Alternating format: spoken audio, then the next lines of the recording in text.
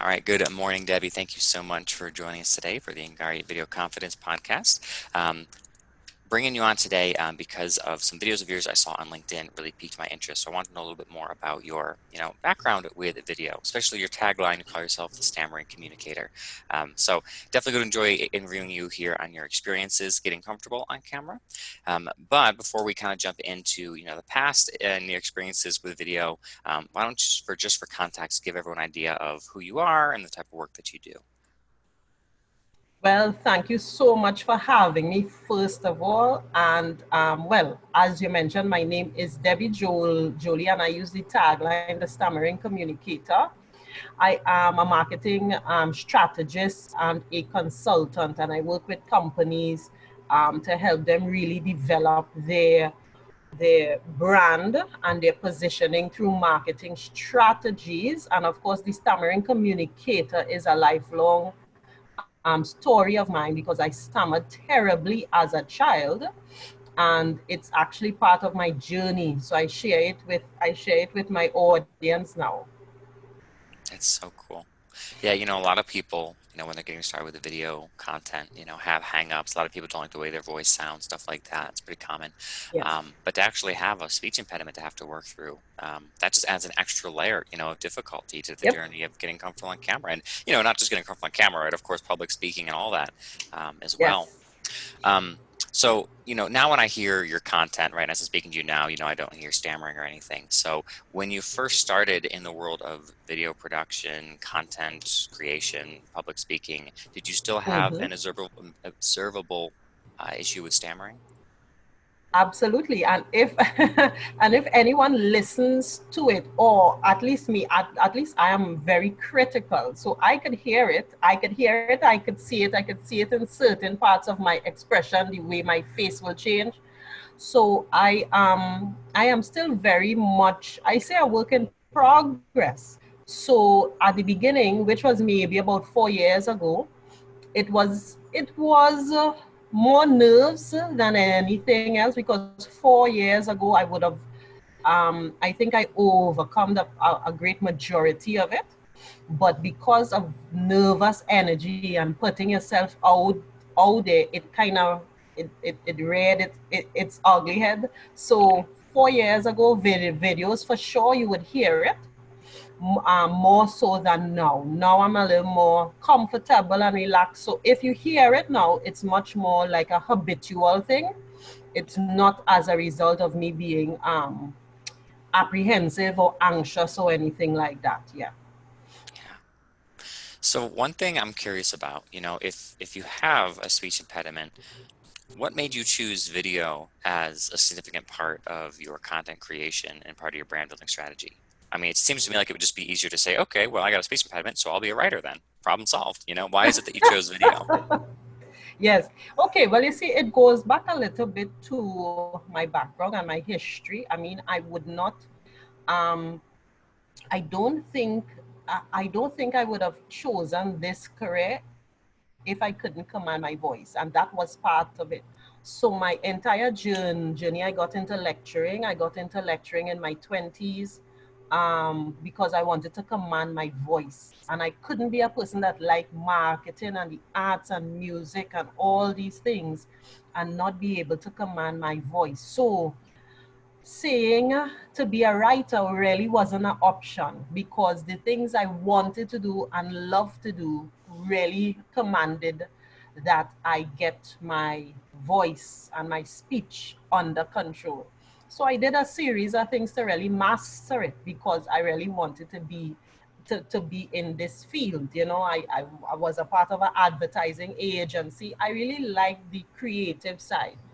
Um, and I did some acting while in school as well. So I really am. I have some introverted ways, but I have some extroverted ways too. And so I couldn't really embrace it without trying to really um to get hold of this speech. You know. Yeah. Okay. So, learning to master your voice was just a goal for your life for many reasons.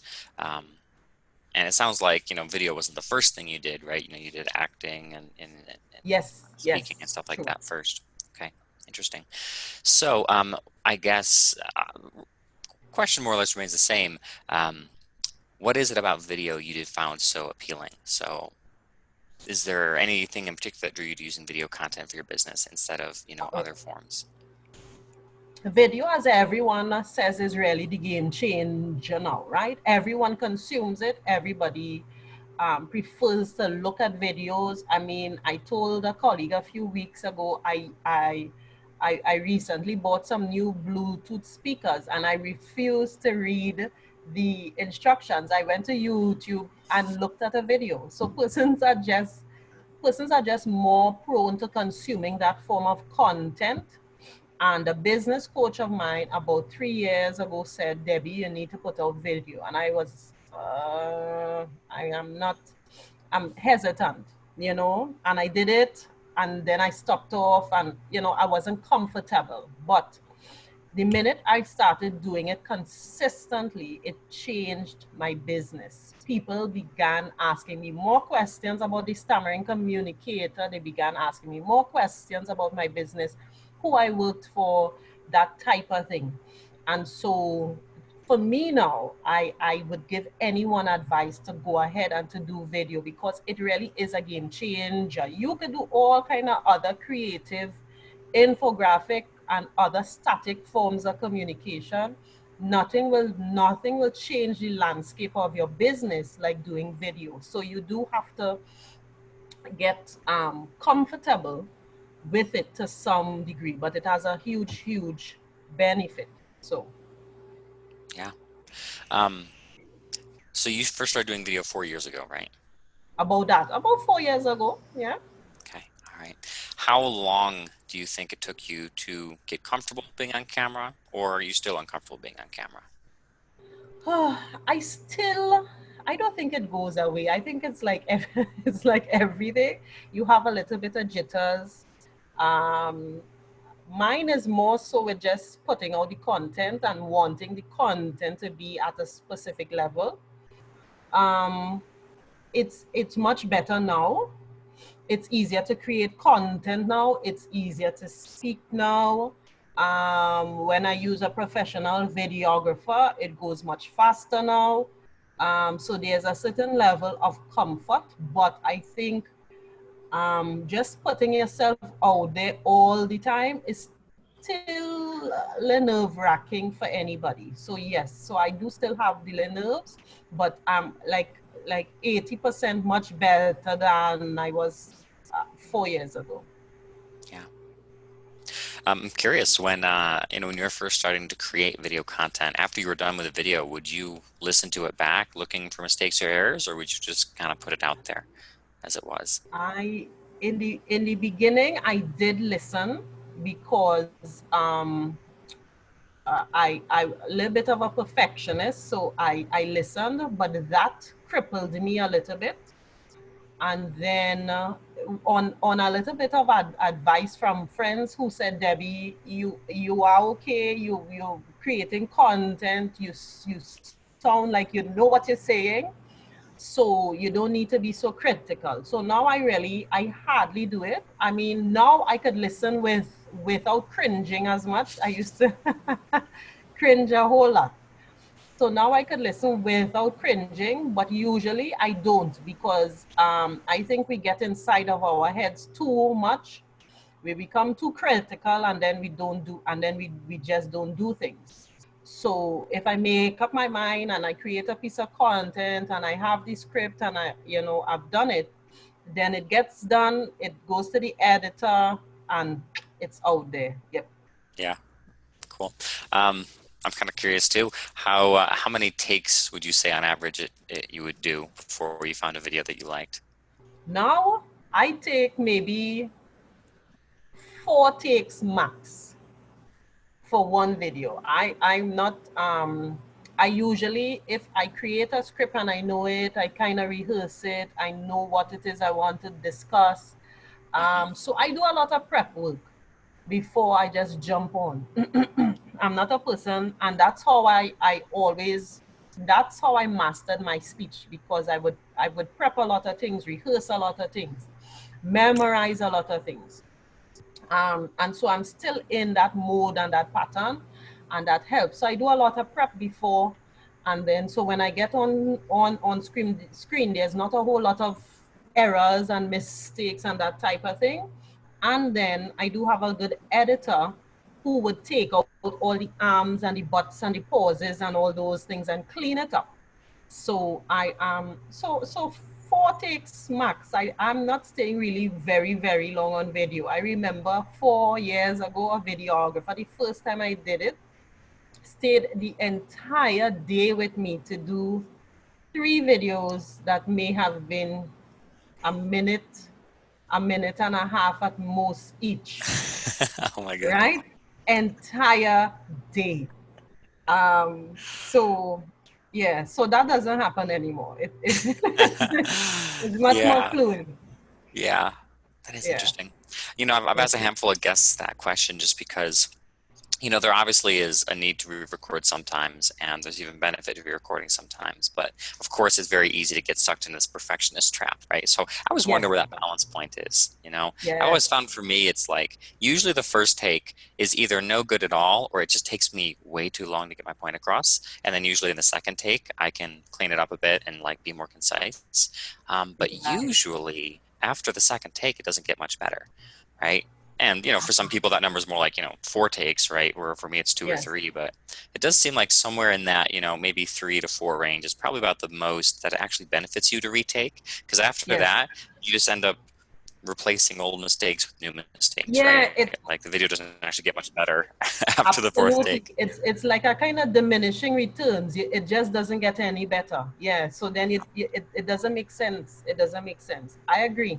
So after 4, I'm saying this has to be good or forget this. Yeah. Yeah. One of the things that I do with my content I put on LinkedIn that kind of regulates that for me is that most of the videos I take, I just hold the cell phone up with my hand. And you know, after a take or two, your shoulder really starts to hurt. So the question is always, is this really worth having a burning feeling in my shoulder for 2 more minutes to retake? You Okay. know? Okay. Okay. So that kind Wow. of I regulates use my things. tripod.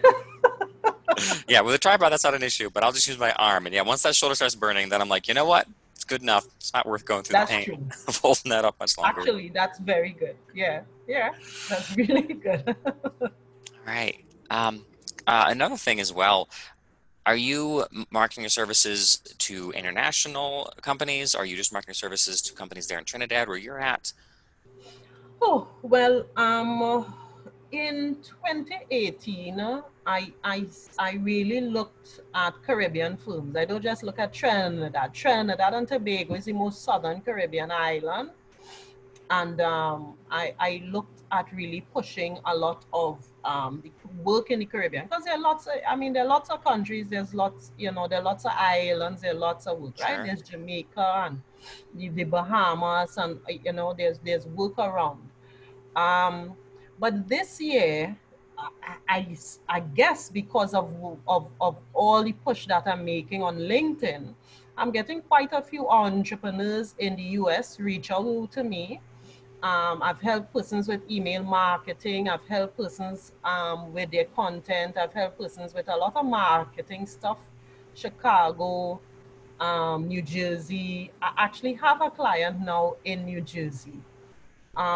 So yes, it wasn't immediate to immediately to go global, because I felt culturally I understood Caribbean countries better and Sure. how they would market and position their goods. But I've made a lot of friends on LinkedIn now, so I'm open to much more global and international customers. Yes. Yeah. Well, the reason I ask is that, you know, there are a lot of times when I work with people with video, a lot of times people are marketing their services and creating video content for people who have a different accent that they have, and they worry a lot about Right. that. Do you worry Yes. much about that, or does that matter to you because you are so Do focused on the not. Caribbean? I do not. People seem to just love I love a Trini accent. They say they love it. So no, and then too, I've in my corporate career, I did quite a work. I didn't do work in in Europe, but I did work in the US, and I did work in some Latin American countries as well as the Caribbean. So that has never been even a thought at all, you know. And I think maybe I think what throws off an accent is how colloquial it is and how much slang you use of your native tongue.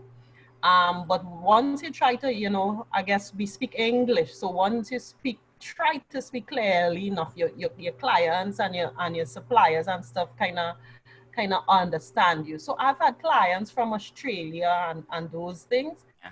And so I've always had a compliment about the accent. They love the accent. They think the accent is fun. So I actually, I embrace it.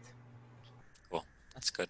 Yeah, I've found I've that bit of a contradiction there sometimes, where there are a lot of people I work with who hate their accent. They try to minimize it, or that just makes them not want to do video content. And I'm always thinking like, I don't know, accents are kind of cool, you know, like makes it makes it more interesting, right? Yes, Obviously, if you have a very thick accent that makes you hard to understand, that's something you'll have yes, to work through for video. But like as long as yes, you can be understood, generally, I don't yes, think most people actually care if you have a different accent they have. And a lot of times they actually like it. So I think it's something a yes. lot of people create in their own head. Yes, I agree. I agree. I love an accent. I love to hear it. I love it. I think the only thing, as you mentioned, is if it's very thick and it's not, you can't understand. But then again, if you're creating video content, you can always use the caption or the subtitles to help you out. So yeah. Sure. Well, and truthfully, I mean, if the person watching the video for one reason or another cannot understand you when you speak, they're not a great client anyways. So you're not really Yes. losing a lot by repelling them, True. you know? That's very true. Yeah. Very true. Okay.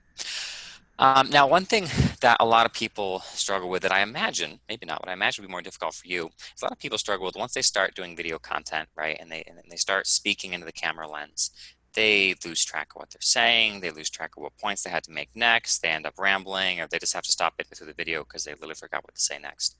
And I Yes. imagine during your early days of video, a good bit of your mental bandwidth was focused on your speech and your words, which of Yes. course means there's less mental bandwidth for keeping track of the arc of the story in the video, right? So do you have Yes. any tips that helped you that you could share with us of how to like keep track of what you're going to be saying and not lose your way midway through a video? Right. So I think the one of the greatest benefits for me, and I think it is rehearsing. A lot of persons do not spend enough time with their content. I mean, unless you are like really a subject matter expert and it's fluid, then you won't have a problem. But generally, the little nerves kind of throw you off a bit, and then you forget what it is you have to say. So I am pretty very well rehearsed, and that is how I try to be for a lot of things that I do. So I do have like, it's like 3 points, and I know I have to get through the 3 points, and I would have rehearsed it, I would have read it out loud, I know what I'm going to say. And so um many times it's not exactly like what is written on the page, but Sure.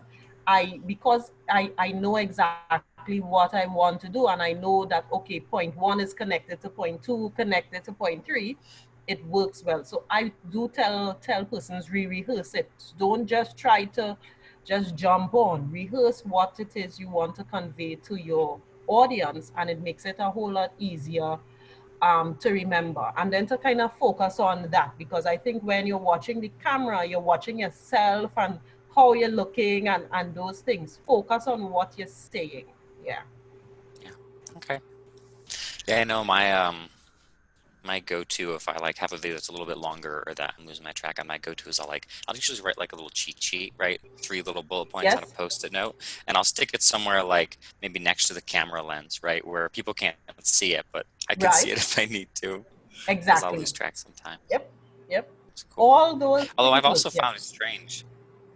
I've also found it strange, like the simple act of like writing it down sometimes is enough to ingrain it in my memory and that I don't even have to look at it. It's weird. Excellent. Yes. Yeah. So I am still very much like that. Although I use all my other tech, I am still very much a person that writes down. So I have a bunch of notebooks around me, and I write all the time. And I think that does help in truth. Yeah, you writing it down helps. Yep. Yeah. And the early days of your video creation where people could still hear the stammering, did you ever Yeah. get like any nasty, negative, hateful comments from people because of it? No, and a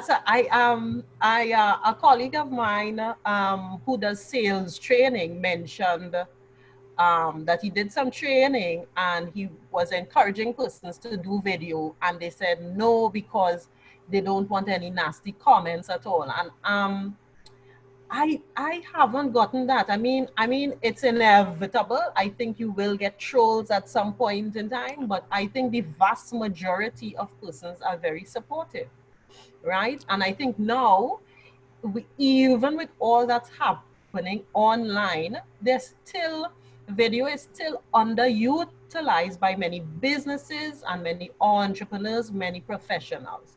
So when you get online, I think for others who are looking on, who may want to do it, say, wow, okay, this person is doing it, then maybe I could do it. So you get more, to me, much more positive feedback than you get the trolls. I've gotten stuff for my static stuff where persons say I look too serious, or and that type of, and that I don't worry.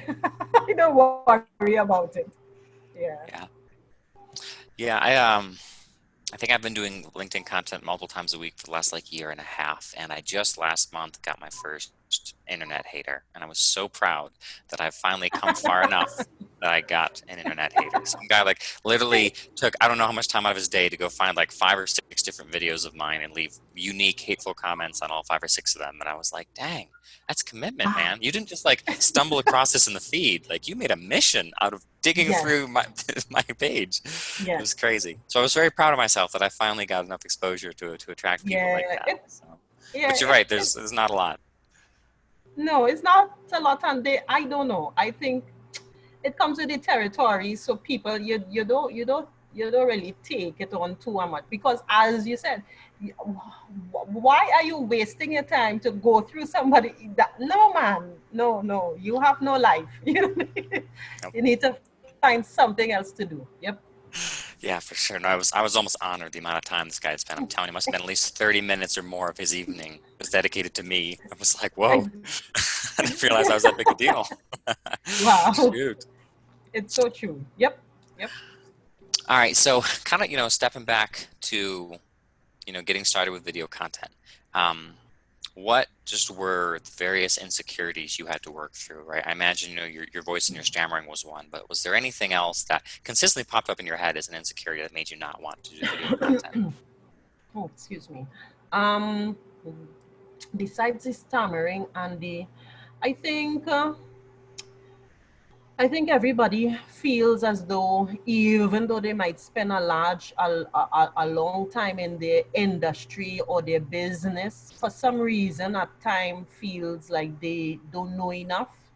So then they feel, they do get that imposter syndrome, and somebody's going to fake me out and I'm not the real deal, and those things. So yes, I've gotten that. I said, oh gosh, like my content needs to have more this, so it has more facts, so it needs more things. So yes, um, that has gotten into my head. But generally, I am usually a person that will try to get that. I'll try to push past that, because I realize there is so much more benefit when you push past it. You create the content, you get that positive feedback, and then you feel good. Hey, I got this done.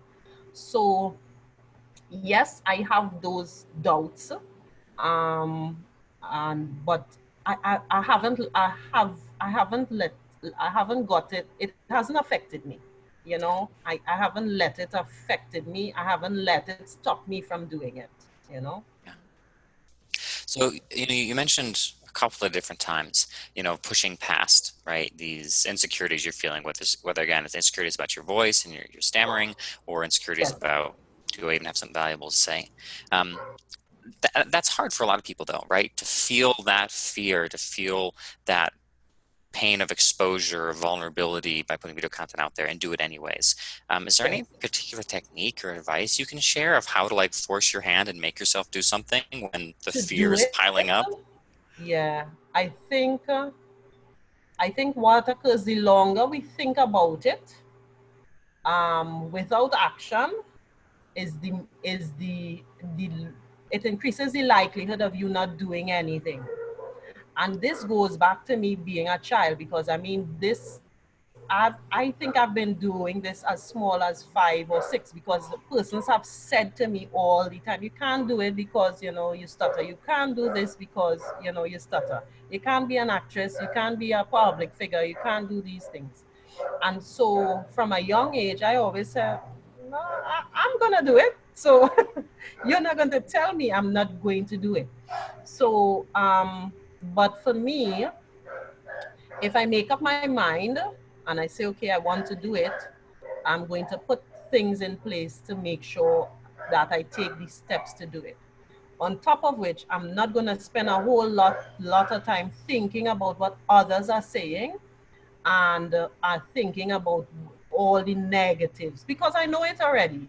And the more I dwell on it is the more I'm going to get into a funk where I'm not going to do it. So the idea is to make a decision, decide how you're going to do it, and actually take that step. Say, hey, I'm going to do this, I'm going to start this today. um because if you don't, you kind of just stay in a mental state where you doubt yourself, you and persons, and and I think at times too, we tend to ask a whole lot of people who don't know anything about it, and they give you bad advice. I think you need to seek advice from people who have done it before, Yeah. and so can tell you what are the steps to doing it and achieving it. And so that's how I am. But I've been this way since as small as I could remember. I don't like people telling me I can't do it. Yeah. I'm going to say, okay, no problem. I'm going to Yeah. do it. Yeah, but you need to.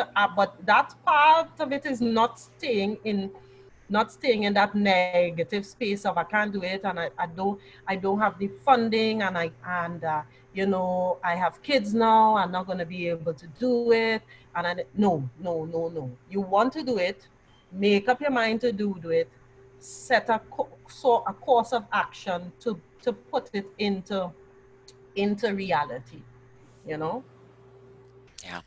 I think we should all, take a lesson from that and harness our inner rebellious child, stuff like this. There's a lot of Yeah, strength and a lot of fuel that you can tap into of defiance, right? That we all experience as children. And if we can harness that as adults, and I've done that before. Like I've had some challenges in my professional world where I've been able to kind of view it from such an angle that it did spark that fire of defiance of, rebellious child. And I attacked this challenge with a heck of absolutely. a lot more, passion and vigor as a result of it. So, Absolutely. And I think that is what we lose when we become adults. We just we you have bills, you have responsibilities, you have things, and then now those things kind of inhibit you. And you need to remember how much passion and how much excitement you had when you were 9, 10, and you need to get that back. Yeah.